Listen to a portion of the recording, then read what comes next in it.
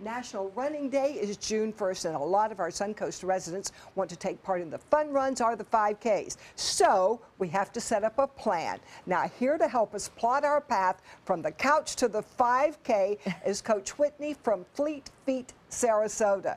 Whitney, I'm not going to be running any of those 5Ks, but the warm-up could be really good for somebody like me, right? Absolutely, absolutely. We always like to start our participants for any training program with a dynamic warm-up, which basically means we're warming up by moving. We're not staying in one spot. Even these athletes have to do that. Right. Absolutely. You got to warm up the joints, get your core temperature up, you know, get your heart rate going. And if you skip it, you're sorry later. Absolutely. I've learned that. If you skip it, you're sorry for sure. Okay, so, show us some warm-ups here. So some of the things, we kind of go through the same things every workout. So some of the things we do is we're going to do a high knee walk where you're kind of walking and pulling that knee to your chest.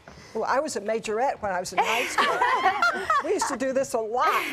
So you can go as fast or as slow as you want, and sometimes people pick up the pace and kind of do a run high knee type thing. So again, just getting that heart rate up, and yeah, just like that. Lean back a little bit. Which is a good workout in and of itself. Exactly. You got it. warm up. You know, it's a good warm up when you're breathing fast for sure. Okay. The second one we usually do is kind of the opposite action. So we're gonna walk and we're gonna pull our foot to our booties. I call these booty walk or booty kick. And again, just kind of warming those muscles up. Your quads, you can really feel that in your quad. And then you can pick it up and just kind of go a little faster if you want. Never thought I'd wish my booty was closer to my heel. I feel like it's good to call them booty kicks, you know, a little bit nicer. And then another thing that we do, a lot of running starts from your core. So you're balancing a lot of the time, so strong core strength is important. So we're working our balance, and those of you who don't have the best balance can always grab onto something if you want, but we're gonna do just some leg swings where, again, you're putting those muscles and joints through the range of motion of running and just warming that body up. So we always go front to back, and then I always challenge people, see if you can not drop your foot and go the other way. And you know, I always say, don't kick your body, you know, so we'd have a little bit more space when That's we're a good, out there. Oh, well, Beth, we're close. Yeah, you don't want to kick your friend. Yeah. Okay, so we're ready. Now, give us your tips for running a 5K. So I have kind of 5 go-to tips that I use. The first one that I like is find an accountability partner. Find a person that is going to motivate you to get out there and get the training in. My success in training and running has 100% been to my running buddies. I do not get out of bed early in the morning if I know if it's just up to me, it's not happening for sure. Yeah.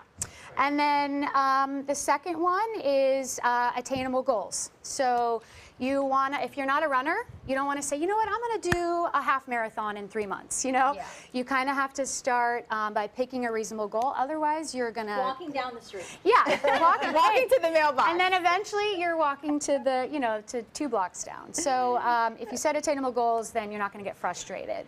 And you have to start slow then. Start slow. You know, you gotta, if you go too fast, you run the risk of getting injured, and then you're not exercising, and it's just a bad cycle from there. So you really got to take your time, and many people start to do too much too soon, and then they're just out, and then they're not happy, you know? So that's not good. Now, one thing that will inspire you is having the right gear. Oh my gosh. It's like, if you think about a football team, they're not going out there without pads and helmets, you know? You got to be prepared when you go out there for running too. So anything from shoes to the proper gear to socks, I mean, super important. And then are there differences? Like Beth and I both brought in our running shoes, and they're very different. Hers are flatter, mine have a big high back. Does it matter? It's kind of, it depends on what you're doing.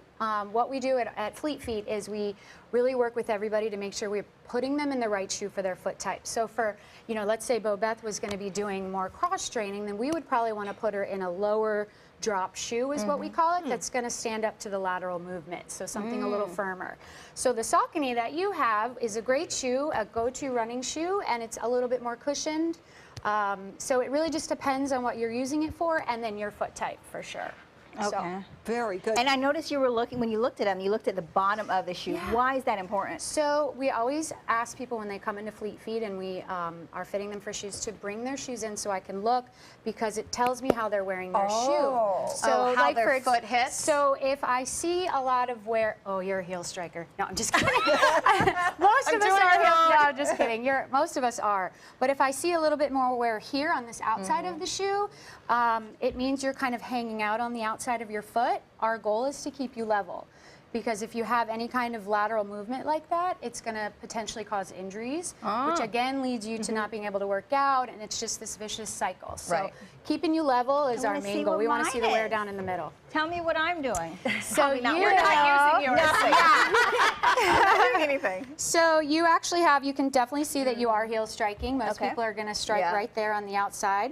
Anybody It's can interesting see. that your shoes do tell Yeah, so much about I mean, it. it It's like literally being tells a the fortune story. teller. You can tell a lot Yeah. about a person. And then fine. again, you're coming through and scuffing the top there. So normal follow gait up. cycle is truly what you're doing, to be Okay. honest. It's just any major movement to the side is not so good. And Okay. everybody's different, so you really need somebody that knows what they're doing Absolutely. when you get your shoes. We always say buy shoes for function over fashion. But of course, if we can marry the two, Yeah, that's then it's always even super better. important. Yeah. I go for that all the time. And the of last course, tip have was have fun, but that's the hard one sometimes, to Yeah. keep the motivation going in the heat and long distance. I think that's why races are good, because races remind you that it's fun. Well, you have a goal. Yeah. And then also account your buddy. You know, that's a being good out, point. it's almost like therapy. Running is cheaper than therapy. We always say it because you get to get out there and chat with your friends. Yeah. We've been working so hard, let's cool down. Yes, yes. Important to So cool hard. down afterwards. You want to bring that core temperature down. You want to bring your breath back to normal. So a lot of times we'll sit on the ground. You guys want to sit down with me? Sure.